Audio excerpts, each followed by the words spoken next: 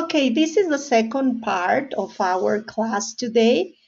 And why did I tell you the story of Zero the Hero first? The story of Zero the Hero is super important. That is going to help you understand additions, subtractions, multiplications, divisions, everything. That's why Zero the Hero is a hero and so important. I know you remember this from pre-first and first grade. We use this table to talk about the place of the numbers. That's why this is called a place value chart. That means, like I told you in the first example, all numbers have a special place and you have to respect that. And you have to understand, like I told you in the story of Zero the Hero, that in the ones place we can have until 9, no more than 9. If we get more than 9, that's when Zero the Hero comes and we make a group and pass it to the tens. Now, in the tens, we can also have until 9. Remember, 9 is our last digit. So we always stop in 9. If we get 10, that means we make a group and pass it to the next place. So let's do one example super fast. Like I told you, all digits begin counting by 1, 2, 3, 4, 5, 6, 7, 8, 9. So we have 9 now.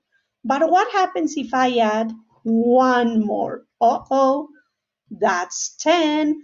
So that means we're going to get all of this and we are going to put them together in a group. Do you see how now I can move them all together?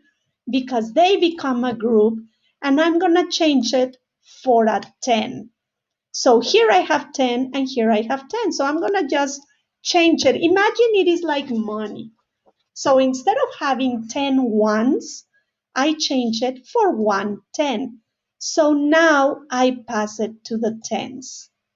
But then when I have 1 of 10, 2 of 10, 3, 4, 5, 6, 7, 8, 9. Remember, we can have until 9. 3, 6, 7, 8. We're missing 1. 9. That's okay. And that means 10, 20, 30, 40, 50, 60, 70, 80, 90. But if I put one more, no. Remember, we stop in 9. So what do? We make a group. We put them all together and all these become one group, but now they become 100. Why? Because we put them together, we put them together and we pass them to the hundreds. But they become one group of 100. So instead of putting all the tens separate, I bring one group of 100 instead of all of these that I have here. Okay, so just remember that in the ones we can have until 9 ones. That means 9 of these. If we have 10, we make a group and we pass it to the tens, and that becomes one group of 10.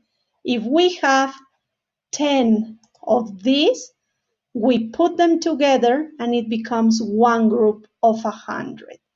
This is going to help you especially for additions and subtractions and later multiplications and divisions. So we are going to practice this more in the Google Meet class that we are having right now. This was just a tiny introduction.